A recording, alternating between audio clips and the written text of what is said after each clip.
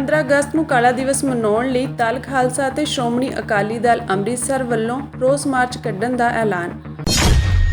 Supreme court ਨੇ 6 ਮਹੀਨਿਆਂ ਤੋਂ ਬਾਅਦ ਪੰਜਾਬ ਹਰਿਆਣਾ ਦਰਮਿਆਨ ਸ਼ੰਭੂ ਬਾਰਡਰ ਨੂੰ ਅੰਸ਼ਕ ਤੌਰ ਤੇ ਖੋਲ੍ਹਣ ਦੇ ਦਿੱਤੇ ਹੁਕਮ। ਹਰਿਆਣਾ ਸਰਕਾਰ ਵੱਲੋਂ 15 ਅਗਸਤ ਤੋਂ ਸਕੂਲਾਂ ਵਿੱਚ ਜੈ ਹਿੰਦੂ ਦੇ ਅਮਲ ਨੂੰ ਲਾਗੂ ਕਰਨਾ, ਘੱਟ ਗਿਣਤੀ ਕੌਮਾਂ ਦੀਆਂ ਭਾਵਨਾਵਾਂ ਨੂੰ ਕੁਚਲਣ ਦੇ ਤੁਲ ਸਰਦਾਰ ਸਿਮਰਨਜੀਤ ਸਿੰਘ ਮਾਨ ਦਾ ਅਹਿਮ ਬਿਆਨ। ਪੰਜਾਬ ਦੀ ਖੁਦਮੁਖਤਿਆਰੀ ਤੇ ਆਜ਼ਾਦੀ ਲਈ ਸੰਘਰਸ਼ੀਲ ਦੋ ਪ੍ਰਮੁੱਖ ਸਿੱਖ ਜਥੇਬੰਦੀਆਂ ਸ਼੍ਰੋਮਣੀ ਅਕਾਲੀ ਦਲ ਅੰਮ੍ਰਿਤਸਰ ਤੇ ਦਲ ਖਾਲਸਾ ਨੇ ਸਾਂਝੇ ਤੌਰ ਤੇ ਫੈਸਲਾ ਕੀਤਾ ਹੈ ਕਿ ਉਹ ਸਿੱਖਾਂ ਤੇ ਭਾਰਤੀ ਨਿਜ਼ਾਮ ਦੇ ਹਮਲਿਆਂ ਤੇ ਧੱਕੇਸ਼ਾਹੀ ਵਿਰੁੱਧ 15 ਅਗਸਤ ਨੂੰ ਤਰਨਤਾਰਨ ਵਿਖੇ ਵਿਸ਼ਾਲ ਰੋਸ ਮਾਰਚ ਕਰਨਗੇ। ਇਸੇ ਤਰ੍ਹਾਂ ਦਲ ਖਾਲਸਾ ਨੇ ਆਪਣੇ 46ਵੇਂ ਸਥਾਪਨਾ ਦਿਵਸ ਮੌਕੇ 13 ਅਗਸਤ ਨੂੰ ਹੁਸ਼ਿਆਰਪੁਰ ਵਿਖੇ ਆਜ਼ਾਦੀ ਮਾਰਚ ਕਰਨ ਦਾ ਫੈਸਲਾ ਲਿਆ ਹੈ, ਜੋ ਸਮਰਪਿਤ ਹੋਵੇਗਾ ਕੈਨੇਡਾ ਵਿਖੇ ਪਿਛਲੇ ਸਾਲ ਏਜੰਸੀਆਂ ਵੱਲੋਂ ਕਤਲ ਕੀਤੇ ਗਏ ਉੱਘੇ ਸਿੱਖ ਆਗੂ ਭਾਈ ਹਰਦੀਪ ਸਿੰਘ ਨਿੱਜਰ ਅਤੇ ਦਲ ਖਾਲਸਾ ਦੇ ਬਾਨੀ ਭਾਈ ਗਜਿੰਦਰ ਸਿੰਘ, ਜਿਨ੍ਹਾਂ ਦਾ ਪਿਛਲੇ ਮਹੀਨੇ ਲਾਹੌਰ ਵਿਖੇ ਦੇਹਾਂਤ ਹੋਇਆ ਸੀ। ਦੋਹਾਂ ਜਥੇਬੰਦੀਆਂ ਨੇ ਕੌਮੀ ਇਨਸਾਫ ਮੋਰਚੇ ਵੱਲੋਂ ਚੰਡੀਗੜ੍ਹ ਵਿਖੇ 15 ਅਗਸਤ ਨੂੰ ਕੀਤੇ ਜਾ ਰਹੇ ਰੋਸ ਮਾਰਚ ਦਾ ਸਮਰਥਨ ਕੀਤਾ। ਮਾਨ ਦਲ ਦੇ ਆਗੂ ਤੇ ਸਰਦਾਰ ਸਿਮਰਨਜੀਤ ਸਿੰਘ ਮਾਨ ਦੇ ਪੁੱਤਰ ਇਮਾਨ ਸਿੰਘ ਮਾਨ ਅਤੇ ਦਲ ਖਾਲਸਾ ਦੇ ਵਰਕਿੰਗ ਪ੍ਰਧਾਨ ਪਰਮਜੀਤ ਸਿੰਘ ਮਾਨ ਨੇ ਕਿਹਾ ਕਿ 77 ਸਾਲਾਂ ਦੀ ਭਾਰਤੀ ਨਿਜ਼ਾਮ ਦੀ ਗੁਲਾਮੀ ਅਤੇ ਅਧੀਨਗੀ ਵਿਰੁੱਧ ਅਤੇ ਆਪਣੇ ਸਵੈ ਨਿਰਣੇ ਦੇ ਅਧਿਕਾਰ ਨੂੰ ਹਾਸਲ ਕਰਨ ਲਈ ਇਹ ਰੋਸ ਮਾਰਚ ਕੱਢਿਆ ਜਾਵੇਗਾ। 15 ਅਗਸਤ ਨੂੰ ਇੱਕ ਬਿਟਰੇਲ ਡੇ, ਇੱਕ ਕਾਲਾ ਦਿਨ ਦੇ ਤੌਰ ਤੇ ਮਨਾਉਂਦਾ ਆ ਰਿਹਾ। ਹਰ ਸਾਲ ਵਾਂਗ ਇਸ ਸਾਲ ਵੀ ਸਾਡੀਆਂ ਦੋਨੇ ਜਿਹੜੀਆਂ ਪ੍ਰੋ ਆਜ਼ਾਦੀ ਪਸੰਦ ਆਰਗੇਨਾਈਜੇਸ਼ਨਸ ਨੇ ਉਹ 15 ਅਗਸਤ ਨੂੰ ਕਾਲਾ ਦਿਨ ਦੇ ਤੌਰ ਤੇ ਮਨਾਉਂਦੇ ਹੋਏ ਤਰਨਤਾਰਨ ਵਿਖੇ ਇੱਕ ਪ੍ਰੋਟੈਸਟ ਮਾਰਚ ਕਰਨਗੀਆਂ।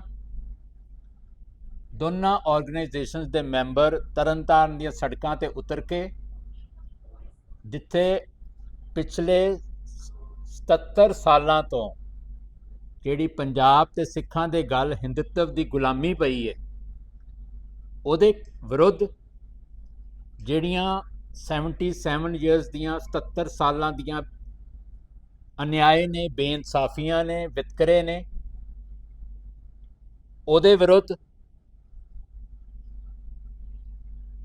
ਨਰਿੰਦਰ ਮੋਦੀ ਦੇ ਅਗਵਾਈ ਵਾਲੀ ਤਾਨਾਸ਼ਾਹ ਜਿਹੜੀ ਹਕੂਮਤ ਹੈ ਉਹਦੇ ਵਿਰੁੱਧ NSA UAPA ਵਰਗੇ ਕਾਲੇ ਕਾਨੂੰਨਾਂ ਦੇ ਵਿਰੁੱਧ ਤੇ ਜਿਹੜੇ ਮੋਦੀ ਗਵਰਨਮੈਂਟ 3 ਨੇ 3 ਨਵੇਂ ਕਾਲੇ ਕਾਨੂੰਨ ਲਾਗੂ ਕੀਤੇ ਨੇ ਜਿਹੜੇ 1 ਜੁਲਾਈ ਤੋਂ ਲਾਗੂ ਹੋਏ ਨੇ, ਉਹਨਾਂ ਦੇ ਵਿਰੁੱਧ ਸੜਕਾਂ ਤੇ ਉਤਰਾਂਗੇ, ਆਪਣਾ ਪ੍ਰੋਟੈਸਟ ਰਜਿਸਟਰ ਕਰਾਵਾਂਗੇ ਔਰ ਨਾਲ ਦੇ ਨਾਲ ਆਲਮੀ ਬਰਾਦਰੀ ਨੂੰ, ਵਰਲਡ ਕਮਿਊਨਿਟੀ ਨੂੰ ਤੇ ਯੂਨਾਈਟਿਡ ਨੇਸ਼ਨਸ ਨੂੰ ਸਪੈਸ਼ਲੀ ਉਹਨਾਂ ਕੋਲੋਂ ਆਪਣੇ ਸਵੈ ਨਿਰਣੇ ਦਾ ਹੱਕ, ਜਿਹੜਾ ਸੈਲਫ ਡਿਟਰਮੀਨੇਸ਼ਨ ਦਾ ਸਾਡਾ ਰਾਈਟ ਹੈ, ਆਜ਼ਾਦੀ ਦਾ ਰਾਈਟ ਹੈ, ਉਸ ਨੂੰ ਹਾਸਲ ਕਰਨ ਲਈ ਉਹਨਾਂ ਦੇ ਅੱਗੇ ਗੁਹਾਰ ਲਗਾਵਾਂਗੇ। ਔਰ ਜਿਹੜਾ ਸਭ ਤੋਂ ਇੰਪੋਰਟੈਂਟ ਸਾਡੇ ਪ੍ਰੋਟੈਸਟ ਦਾ ਇਸ਼ੂ ਹੋਏਗਾ, ਟੌਪਿਕ ਹੋਏਗਾ, ਉਹ ਹੈਗਾ ਟਰਾਂਸਨੈਸ਼ਨਲ ਰਿਪਰੈਸ਼ਨ, ਜਿਹੜਾ ਵਿਦੇਸ਼ਾਂ ਦੇ ਵਿੱਚ ਸਿੱਖਾਂ ਦੇ ਉੱਤੇ ਜ਼ਬਰ ਕੀਤਾ ਜਾ ਰਿਹਾ, ਪੂਰੀ ਸਿੱਖ ਫਰੀडम ਸਟਰਗਲ ਨੂੰ ਟੈਰਰਿਜ਼ਮ ਦਾ ਟੈਗ ਦੇ ਕੇ ਬਦਨਾਮ ਕੀਤਾ ਜਾ ਰਿਹਾ ਔਰ ਗੈਂਗਸਟਰਸ ਦੇ ਜਿਹੜੇ ਸਾਡੇ ਫਰੀडम ਫਾਈਟਰਸ ਨੇ ਉਹਨਾਂ ਦੇ ਨਾਮ ਇੱਕ ਜਗ੍ਹਾ ਤੇ ਕਲੱਬ ਕਰਕੇ ਸਾਡੇ ਫਰੀडम ਫਾਈਟਰਸ ਨੂੰ ਡਿਫੇਮ ਕੀਤਾ ਜਾ ਰਿਹਾ। ਸੋ ਇਹ ਵੀ ਸਾਡੇ ਜਿਹੜਾ ਮੇਨ ਜਿਹੜੇ ਸਾਡਾ ਫੋਕਸ ਹੋਏਗਾ ਇਹਦੇ ਤੇ ਹੋਏਗਾ। ਦਲ ਖਾਲਸਾ ਨੂੰ ਸਥਾਪਿਤ ਹੋਏ ਇਸ ਸਾਲ 46 ਵਰ੍ਹੇ ਪੂਰੇ ਹੋ ਜਾਣੇ। 46 ਵਰ੍ਹੇ ਪਹਿਲਾਂ 13 ਅਗਸਤ 1978 ਨੂੰ ਸਰਦਾਰ ਗਜਿੰਦਰ ਸਿੰਘ, ਜਿਨ੍ਹਾਂ ਦੀ ਹਾਲੀਆ ਡੈਥ ਹੋਈ ਆ ਪਾਕਿਸਤਾਨ ਦੇ ਵਿੱਚ, ਉਹਨਾਂ ਨੇ ਤੇ ਉਹਨਾਂ ਦੇ ਸਾਥੀਆਂ ਨੇ 13 ਅਗਸਤ 1978 ਨੂੰ ਜੋ ਮੌਜੂਦਾ ਦਲ ਖਾਲਸਾ ਹੈ ਇਹਨੂੰ ਹੋਂਦ ਵਿੱਚ ਲਿਆਂਦਾ ਸੀ। ਪਿਛਲੀ ਤਕਰੀਬਨ ਅੱਧੀ ਸਦੀ ਤੋਂ ਦਲ ਖਾਲਸਾ ਆਪਣੀ tag line independence as a goal, ਆਜ਼ਾਦੀ ਇੱਕੋ ਇੱਕ ਰਾਹ, ਉਹਦੇ ਉੱਤੇ ਅਡੋਲ ਖੜਾ ਆ ਔਰ ਕੱਲਾ ਖੜਾ ਹੀ ਨਹੀਂ ਆ, ਉਹਦੇ ਉੱਤੇ ਕੰਮ ਕਰ ਰਿਹਾ ਲਗਾਤਾਰ। ਔਰ ਅੱਜ ਵੀ ਸਾਡਾ ਪੰਜਾਬ ਦੀ ਆਜ਼ਾਦੀ ਦਾ ਸੰਘਰਸ਼ ਨਿਰੰਤਰ ਜਾਰੀ ਆ। ਅਸੀਂ ਡੈਮੋਕ੍ਰੈਟਿਕ ਵੇ ਦੇ ਨਾਲ ਪੰਜਾਬ ਦੀ ਆਜ਼ਾਦੀ ਦੇ ਲਈ ਸੰਘਰਸ਼ੀਲ ਹਾਂ ਔਰ ਇਸੇ ਤਹਿਤ ਹੀ ਆਪਣਾ ਸਥਾਪਨਾ ਦਿਵਸ ਮਨਾਉਂਦੇ ਹੋਏ 13 ਤਰੀਕ ਨੂੰ ਹੁਸ਼ਿਆਰਪੁਰ ਦੇ ਵਿੱਚ ਗੁਰਦੁਆਰਾ ਸਿੰਘ ਸਭਾ ਦੇ ਵਿੱਚ ਕਾਨਫਰੰਸ ਕੀਤੀ ਜਾਏਗੀ ਔਰ ਉਸ ਤੋਂ ਬਾਅਦ ਆਪਣੇ ਮਰਹੂਮ ਸਰਪ੍ਰਸਤ ਸਰਦਾਰ ਗਜਿੰਦਰ ਸਿੰਘ ਅਤੇ ਭਾਈ ਹਰਦੀਪ ਸਿੰਘ ਨਿੱਜਰ, ਜਿਨ੍ਹਾਂ ਨੂੰ ਇੰਡੀਅਨ ਸਟੇਟ ਨੇ ਕੈਨੇਡਾ ਦੇ ਵਿੱਚ ਸ਼ਹੀਦ ਕੀਤਾ ਸੀ ਔਰ ਜਿਨ੍ਹਾਂ ਦੀ ਸ਼ਹਾਦਤ ਤੋਂ ਬਾਅਦ ਖਾਲਿਸਤਾਨ ਦਾ ਮੁੱਦਾ ਵਰਲਡ ਲੈਵਲ ਦੇ ਉੱਤੇ ਵਿਚਾਰਿਆ ਜਾ ਰਿਹਾ ਹੈ, ਇਹਨਾਂ ਦੋਵਾਂ ਸ਼ਖਸੀਅਤਾਂ ਨੂੰ ਸਮਰਪਿਤ ਆਜ਼ਾਦੀ ਮਾਰਚ ਹੁਸ਼ਿਆਰਪੁਰ ਦੇ ਵਿੱਚ ਕੀਤਾ ਜਾਏਗਾ, ਜਿਹੜਾ ਕਿ 3 ਵਜੇ ਗੁਰਦੁਆਰਾ ਸਿੰਘ ਸਭਾ ਤੋਂ ਆਰੰਭ ਹੋਏਗਾ ਔਰ ਅੰਬੇਦਕਰ ਚੌਂਕ ਦੇ ਵਿੱਚ ਜਾ ਕੇ ਸੰਪੂਰਨ ਹੋਏਗਾ। ਔਰ ਇਸ ਮਾਰਚ ਦਾ ਜਿੱਥੇ ਮੇਨ ਮਕਸਦ ਦਲ ਖਾਲਸਾ ਦੀ ਵਰ੍ਹੇਗੰਢ ਮਨਾਉਣਾ ਹੈ, ਉੱਥੇ ਹੀ ਪੰਜਾਬ ਨੂੰ, ਪੰਜਾਬ ਦੇ ਲੋਕਾਂ ਨੂੰ ਰਾਈਟ ਟੂ ਸੈਲਫ ਡਿਟਰਮੀਨੇਸ਼ਨ ਦੀ ਜਿਹੜੀ ਗੱਲ ਹੋਈ ਆ, ਸਵੈ ਨਿਰਣੇ ਦੇ ਅਧਿਕਾਰ ਦੀ ਜਿਹੜੀ ਗੱਲ ਹੋਈ ਆ, ਜਿਹਨੂੰ ਸੌਖੇ ਸ਼ਬਦਾਂ ਦੇ ਵਿੱਚ ਅੱਗੇ ਸਬ ਕਲੌਜ਼ ਦੇ ਵਿੱਚ ਰੈਫਰੈਂਡਮ ਕਿਹਾ ਜਾਂਦਾ ਹੈ, ਉਹਦੀ ਗੱਲ ਕਰਦੇ ਹੋਏ, ਕਿਉਂਕਿ ਜਿਵੇਂ ਮੈਂ ਪਹਿਲਾਂ ਕਿਹਾ ਕਿ ਅਸੀਂ ਡੈਮੋਕ੍ਰੈਟਿਕ ਤਰੀਕੇ ਦੇ ਨਾਲ ਸੰਘਰਸ਼ ਕਰਦੇ ਹਾਂ ਔਰ ਰੈਫਰੈਂਡਮ ਜਾਂ ਰਾਈਟ ਟੂ ਸੈਲਫ ਡਿਟਰਮੀਨੇਸ਼ਨ ਇੱਕ ਇਹੋ ਜਿਹਾ ਟੂਲ ਆ, ਇੱਕ ਇਹੋ ਜਿਹਾ ਅਧਿਕਾਰ ਆ ਰਾਈਟ ਟੂ ਸੈਲਫ ਡਿਟਰਮੀਨੇਸ਼ਨ, ਜਿਹਦੇ ਨਾਲ ਬਿਨਾਂ ਤੁਸੀਂ ਕਿਸੇ ਵੀ ਪਾਸਿਓਂ ਇੱਕ ਬੂੰਦ ਵੀ ਖੂਨ ਦੀ ਡੋਲੇ ਕਿਸੇ ਖਿੱਤੇ ਦਾ ਫੈਸਲਾ ਕਰ ਸਕਦੇ ਹੋ ਉੱਥੇ ਦੇ ਲੋਕਾਂ ਦੀਆਂ ਭਾਵਨਾਵਾਂ ਦੇ ਅਨੁਸਾਰ। ਸੋ ਅਸੀਂ ਚਾਹੁੰਦੇ ਹਾਂ ਕਿ ਜਿਹੜੇ ਲੋਕ ਇਹ ਤਾਨਾ ਮਾਰਦੇ ਨੇ ਕਿ ਸਿਰਫ 4 ਲੋਕ ਹੀ ਖਾਲਿਸਤਾਨ ਦੀ ਗੱਲ ਕਰਦੇ ਨੇ, ਔਰ right to self determination India ਦਿਲ ਵੱਡਾ ਕਰੇ, ਆਪਣੇ ਸੰਵਿਧਾਨ ਦੇ ਵਿੱਚ ਤਰਮੀਮ ਕਰੇ ਔਰ right to self determination Punjab ਦੇ ਲੋਕਾਂ ਨੂੰ ਦਿੱਤਾ ਜਾਵੇ, ਪੰਜਾਬ ਦੇ ਵਿੱਚ ਰੈਫਰੈਂਡਮ ਕਰਾਇਆ ਜਾਵੇ ਤਾਂ ਕਿ ਦੁੱਧ ਦਾ ਦੁੱਧ ਤੇ ਪਾਣੀ ਦਾ ਪਾਣੀ ਹੋ ਸਕੇ ਤੇ ਪੰਜਾਬ ਦੇ ਲੋਕ ਆਪਣੀ ਤਕਦੀਰ ਦੇ ਮਾਲਕ ਖੁਦ ਬਣ ਸਕਣ। ਸੋ ਇਸ ਡਿਮਾਂਡ ਨੂੰ ਲੈ ਕੇ ਵੀ ਹੁਸ਼ਿਆਰਪੁਰ ਦੇ ਵਿੱਚ 13 ਤਰੀਕ ਨੂੰ ਆਜ਼ਾਦੀ ਮਾਰਚ ਕੀਤਾ ਜਾਏਗਾ, ਜਿਹੜਾ ਕਿ ਸਮਰਪਿਤ ਹੋਏਗਾ ਸਰਦਾਰ ਗਜਿੰਦਰ ਸਿੰਘ ਅਤੇ ਭਾਈ ਹਰਦੀਪ ਸਿੰਘ ਨਿੱਜਰ ਨੂੰ, ਔਰ ਇਹ ਕੀਤਾ ਜਾਵੇਗਾ ਦਲ ਖਾਲਸਾ ਦੀ 46ਵੀਂ ਵਰ੍ਹੇਗੰਢ ਮੌਕੇ। ਸੁਪਰੀਮ ਕੋਰਟ ਨੇ 6 ਮਹੀਨਿਆਂ ਤੋਂ ਬੰਦ ਪੰਜਾਬ ਅਤੇ ਹਰਿਆਣਾ ਦਰਮਿਆਨ ਸ਼ੰਭੂ ਸਰਹੱਦ ਨੂੰ ਅੰਸ਼ਕ ਤੌਰ ਤੇ ਖੋਲ੍ਹਣ ਦੇ ਹੁਕਮ ਦਿੱਤੇ ਹਨ। ਸੁਪਰੀਮ ਕੋਰਟ ਨੇ ਸੁਣਵਾਈ ਦੌਰਾਨ ਸਖਤ ਟਿੱਪਣੀ ਕੀਤੀ ਕਿ ਹਾਈਵੇ ਪਾਰਕਿੰਗ ਸਥਾਨ ਨਹੀਂ ਹਨ। ਸੁਪਰੀਮ ਕੋਰਟ ਨੇ 1 ਹਫ਼ਤੇ ਦੇ ਅੰਦਰ ਐਂਬੂਲੈਂਸਾਂ, ਬਜ਼ੁਰਗਾਂ, ਔਰਤਾਂ, ਵਿਦਿਆਰਥੀਆਂ ਆਦਿ ਲਈ ਹਾਈਵੇ ਦੀ 1 ਲੇਨ ਖੋਲ੍ਹਣ ਦਾ ਐਲਾਨ ਕੀਤਾ ਹੈ। ਇਸ ਦੇ ਲਈ ਪੰਜਾਬ ਅਤੇ ਹਰਿਆਣਾ ਦੇ ਡੀਜੀਪੀ ਤੋਂ ਇਲਾਵਾ ਪਟਿਆਲਾ, ਮੋਹਾਲੀ ਅਤੇ ਅੰਬਾਲਾ ਦੇ ਐਸਪੀ ਨੂੰ ਮੀਟਿੰਗ ਕਰਕੇ ਇਸ ਬਾਰੇ ਫੈਸਲਾ ਲੈਣ ਲਈ ਕਿਹਾ ਗਿਆ ਸੀ। ਸੁਪਰੀਮ ਕੋਰਟ ਨੇ ਕਿਹਾ ਕਿ ਮਾਮਲੇ ਦੀ ਸੁਣਵਾਈ 22 ਅਗਸਤ ਨੂੰ ਹੋਵੇਗੀ। ਹਾਲਾਂਕਿ ਸੁਪਰੀਮ ਕੋਰਟ ਨੇ ਕਿਹਾ ਕਿ ਜੇਕਰ ਪੰਜਾਬ ਅਤੇ ਹਰਿਆਣਾ ਦੇ ਪੁਲਿਸ ਅਧਿਕਾਰੀਆਂ ਵਿਚਾਲੇ ਕੋਈ ਸਮਝੌਤਾ ਹੋ ਜਾਂਦਾ ਹੈ ਤਾਂ ਸੁਣਵਾਈ ਦੀ ਤਰੀਕ ਦਾ ਇੰਤਜ਼ਾਰ ਕਰਨ ਦੀ ਲੋੜ ਨਹੀਂ ਹੈ। ਦੱਸ ਦਈਏ ਕਿ ਇਸ ਤੋਂ ਪਹਿਲਾਂ ਪੰਜਾਬ ਅਤੇ ਹਰਿਆਣਾ ਹਾਈ ਕੋਰਟ ਨੇ ਸ਼ੰਭੂ ਬਾਰਡਰ ਖੋਲ੍ਹਣ ਲਈ ਕਿਹਾ ਸੀ। ਇਸ ਦੇ ਖਿਲਾਫ ਹਰਿਆਣਾ ਸਰਕਾਰ ਸੁਪਰੀਮ ਕੋਰਟ ਗਈ ਸੀ। ਇਸ ਤੋਂ ਇਲਾਵਾ ਪੰਜਾਬ ਅਤੇ ਹਰਿਆਣਾ ਦੀਆਂ ਸਰਕਾਰਾਂ ਨੇ ਅੰਦੋਲਨਕਾਰੀ ਕਿਸਾਨਾਂ ਨਾਲ ਗੱਲਬਾਤ ਕਰਨ ਲਈ ਨਿਰਪੱਖ ਕਮੇਟੀ ਦੇ ਮੈਂਬਰਾਂ ਦੇ ਨਾਂ ਦਿੱਤੇ ਹਨ। ਇਹ ਕਮੇਟੀ ਮੈਂਬਰ ਕਿਸਾਨਾਂ ਅਤੇ ਕੇਂਦਰ ਸਰਕਾਰ ਦਰਮਿਆਨ ਵਿਚੋਲੇ ਵਜੋਂ ਕੰਮ ਕਰਨਗੇ। मीडिया में आ रहा है कि सुप्रीम कोर्ट ने कुछ बातें कही हैं। अभी हमारे पास सुप्रीम कोर्ट की कोई भी रूलिंग क्या वहाँ हुआ, कोई प्रोसीडिंग नहीं आई है। ऑप्शनली हम लोग तो इसके ऊपर दोनों फॉर्म 15 अगस्त के बाद, क्योंकि 15 अगस्त का कार्यक्रम तो अभी चल रहा है, मीटिंग करके जो उनकी प्रोसीडिंग होगी सुप्रीम कोर्ट की, उसको पढ़कर फिर असल में ऑफिशियल बोल सकेंगे कि इसमें क्या बात है क्या नहीं है। जहाँ तक बात है मीडिया में आने वाली बातों का, कि दोनों डीजीपी बात करेंगे और किसी कमेटी बनाने का जिक्र हो रहा है, ये सब बातें हैं। देखिए, अगर रास्ता खुलेगा ये सभी के लिए सुखद होगा और जो वहाँ से ट्रांसपोर्टर हैं, व्यापारी हैं, मरीज़ हैं, आम जनता, उनको ये अच्छा लगेगा और इसके लिए सभी पक्ष में है। और हमें भी देश की राजधानी में जाकर अपना आंदोलन करने का हक प्राप्त होगा। ये सब बातें हैं। तो इसके बारे में ऑफिशियल प्रतिक्रिया मीटिंग करने के बाद व्यक्तिगत तौर पर हम लोग ऐसा सोच रहे हैं, अगर रास्ता खुलेगा तो ये अच्छी बात। ਅੱਜ ਜੋ ਸੁਪਰੀਮ ਕੋਰਟ ਨੇ ਫੈਸਲਾ ਦਿੱਤਾ ਹੈ, ਬਹੁਤ ਹੈਰਾਨੀਜਨਕ ਫੈਸਲਾ ਦਿੱਤਾ ਹੈ ਕਿ ਸੁਪਰੀਮ ਕੋਰਟ ਨੇ ਇਹ ਗੱਲ ਕਹੀ ਹੈ ਕਿ ਹਰਿਆਣਾ ਤੇ ਪੰਜਾਬ ਦੇ ਡੀਜੀਪੀ ਬੈਠ ਕੇ ਜਿਹੜਾ ਹੈ ਇਹ ਇੱਕ ਰਸਤਾ ਜਿਹੜਾ ਉਹ ਖੁਲਾਉਣ, ਜਿਹਦੇ ਨਾਲ ਐਂਬੂਲੈਂਸ ਤੇ ਸੀਨੀਅਰ ਸਿਟੀਜ਼ਨਾਂ ਨੂੰ ਕੋਈ ਮੁਸ਼ਕਲ ਨਾ ਆਵੇ।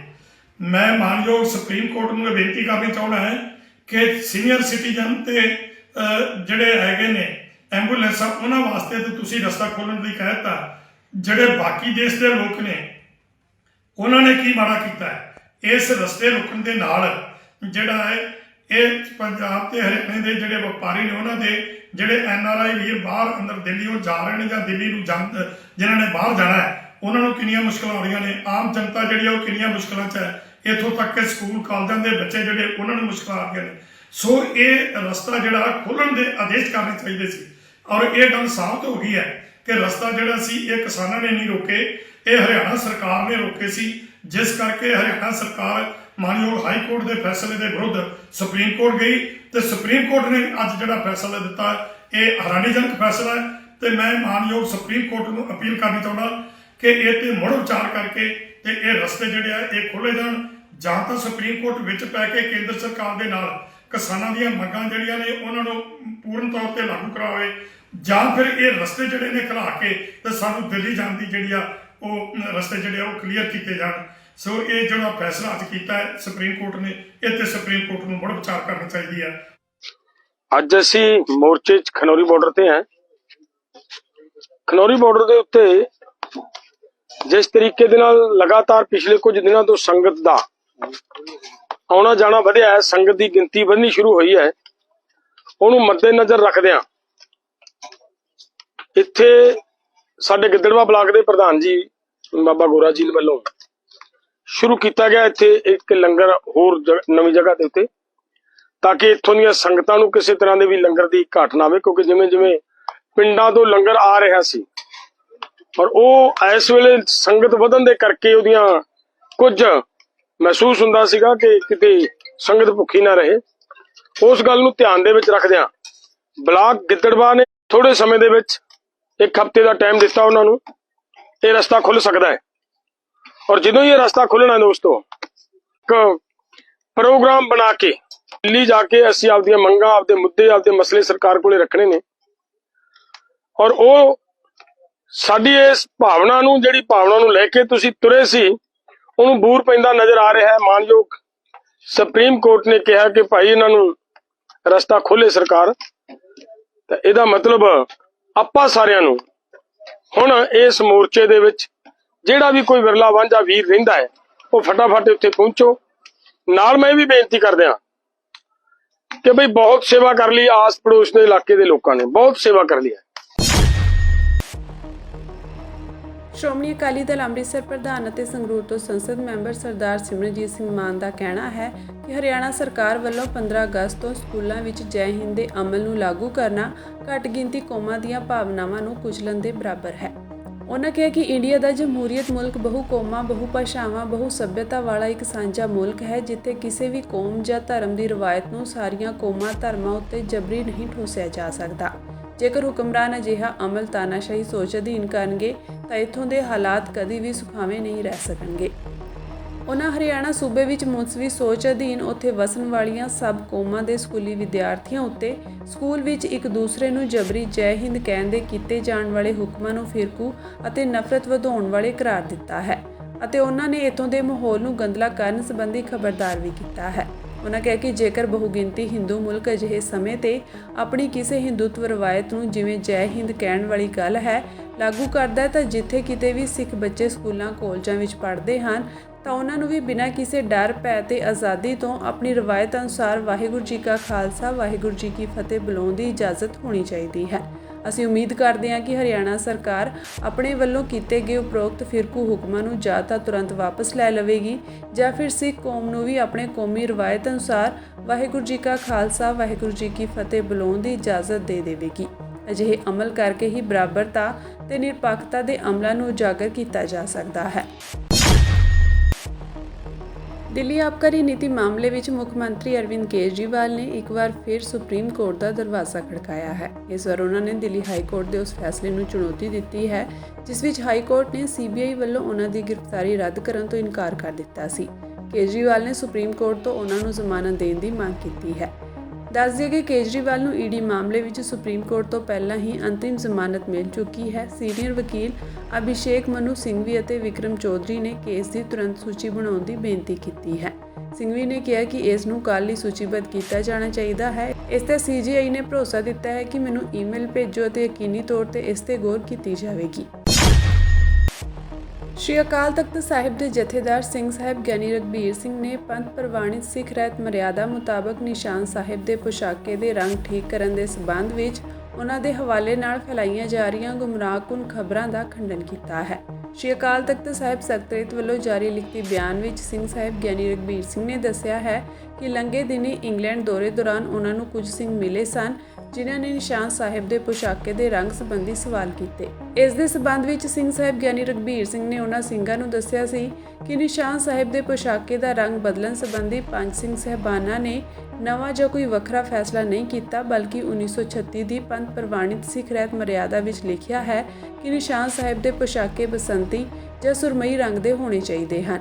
ਇਸੇ ਕਰਕੇ ਸਿੱਖ ਰਹਿਤ ਮਰਿਆਦਾ ਦੇ ਅਨੁਸਾਰ ਨਿਸ਼ਾਨ ਸਾਹਿਬ ਦਾ ਰੰਗ ਸਹੀ ਕੀਤਾ ਗਿਆ ਹੈ। ਸਿੰਘ ਸਾਹਿਬ ਗਿਆਨੀ ਰਘਬੀਰ ਸਿੰਘ ਨੇ ਉਹਨਾਂ ਸਿੰਘਾਂ ਨੂੰ ਨਿਸ਼ਾਨ ਸਾਹਿਬ ਦੇ ਪੁਸ਼ਾਕੇ ਦੇ ਰੰਗ ਨੂੰ ਲੈ ਕੇ ਸੰਗਤ ਵੱਲੋਂ ਪ੍ਰਗਟਾਈ ਜਾ ਰਹੀ ਦੁਵਿਧਾ ਨੂੰ ਦੂਰ ਕਰਨ ਦੇ ਸਬੰਧ ਵਿੱਚ 15 ਜੁਲਾਈ 2024 ਨੂੰ 5 ਸਿੰਘ ਸਹਿਬਾਨਾਂ ਦੀ ਇਕੱਤਰਤਾ ਵਿੱਚ ਹੋਏ ਆਦੇਸ਼ ਪੱਤਰ ਨੂੰ ਪੜ੍ਹ ਕੇ ਵੀ ਸੁਣਾਇਆ ਸੀ। ਸਿੰਘ ਸਾਹਿਬ ਗਿਆਨੀ ਰਘਬੀਰ ਸਿੰਘ ਨੇ ਕਿਹਾ ਕਿ ਉਹਨਾਂ ਦੇ ਹਵਾਲੇ ਨਾਲ ਸੱਚਾਈ ਤੋਂ ਦੂਰ ਫੈਲਾਈਆਂ ਜਾ ਰਹੀਆਂ ਖਬਰਾਂ ਬਿਲਕੁਲ ਝੂਠੀਆਂ ਅਤੇ ਗੁੰਮਰਾਹਕੁਨ ਹਨ ਅਤੇ ਸੰਗਤ ਸੁਚੇਤ ਰਹੇ। ਲੋਕ ਪ੍ਰਤੀਨਿਧ ਕਾਨੂੰਨ ਤਹਿਤ ਜਲੰਧਰ ਲੋਕ ਸਭਾ ਸੀਟ ਤੋਂ ਸੰਸਦ ਮੈਂਬਰ ਚਰਨਜੀਤ ਸਿੰਘ ਚੰਨੀ ਦੀ ਚੋਣ ਰੱਦ ਕਰਨ ਦੀ ਮੰਗ ਵਾਲੀ ਪਟੀਸ਼ਨ ਤੇ ਸੁਣਵਾਈ 30 ਸਤੰਬਰ ਤੱਕ ਮੁਲਤਵੀ ਕਰ ਦਿੱਤੀ ਗਈ ਹੈ। ਇਸ ਮਾਮਲੇ ਵਿੱਚ ਹਾਈ ਕੋਰਟ ਚੰਨੀ ਅਤੇ ਹੋਰ ਬਚਾਅ ਪੱਖ ਨੂੰ ਪਹਿਲਾਂ ਹੀ ਨੋਟਿਸ ਜਾਰੀ ਕਰ ਚੁੱਕੀ ਹੈ। ਅਦਾਲਤ ਨੇ ਉਹਨਾਂ ਸਾਰੇ ਬਚਾਓ ਪੱਖਾਂ ਨੂੰ ਨਵੇਂ ਨੋਟਿਸ ਵੀ ਜਾਰੀ ਕੀਤੇ ਹਨ ਜਿਨ੍ਹਾਂ ਨੂੰ ਪਹਿਲਾਂ ਨੋਟਿਸ ਜਾਰੀ ਨਹੀਂ ਕੀਤੇ ਗਏ ਸਨ। ਹਾਈ ਕੋਰਟ ਵਿੱਚ ਪਟੀਸ਼ਨ ਦਾਇਰ ਕਰਦੇ ਹੋਏ ਗੌਰਵ ਲੂਥਰਾ ਨੇ ਹਾਈ ਕੋਰਟ ਨੂੰ ਦੱਸਿਆ ਕਿ ਚਰਨਜੀਤ ਸਿੰਘ ਚੰਨੀ ਜਲੰਧਰ ਲੋਕ ਸਭਾ ਸੀਟ ਤੋਂ MP ਹਨ। ਪਟੀਸ਼ਨਰ ਨੇ ਦੱਸਿਆ ਕਿ ਉਹਨਾਂ ਨੇ ਨਾਮਜ਼ਦਗੀ ਫਾਰਮ ਭਰਦੇ ਸਮੇਂ ਕਈ ਜਾਣਕਾਰੀਆਂ ਛੁਪਾਈਆਂ ਹਨ। ਇਸ ਦੇ ਨਾਲ ਹੀ ਉਹਨਾਂ ਨੇ ਚੋਣ ਖਰਚੇ ਦਾ ਸਹੀ ਵੇਰਵਾ ਵੀ ਕਮਿਸ਼ਨ ਨੂੰ ਨਹੀਂ ਸੌਂਪਿਆ ਹੈ।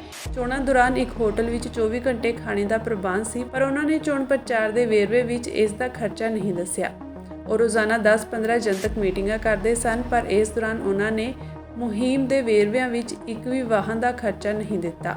ਉਹਨਾਂ ਨੇ ਰਾਮਾ ਮੰਡੀ ਵਿੱਚ ਬਿਨਾਂ ਮਨਜ਼ੂਰੀ ਤੋਂ ਰੋਡ ਸ਼ੋਅ ਕੀਤਾ। ਇੱਥੋਂ ਤੱਕ ਕਿ ਵੋਟਰ ਸਲਿੱਪਾਂ ਵੰਡਣ ਲਈ ਪੋਲਿੰਗ ਬੂਥਾਂ ਦੇ ਬਾਹਰ ਬਣਾਏ ਗਏ ਬੂਥਾਂ ਦੇ ਖਰਚੇ ਦਾ ਵੇਰਵਾ ਵੀ ਨਹੀਂ ਦਿੱਤਾ ਗਿਆ।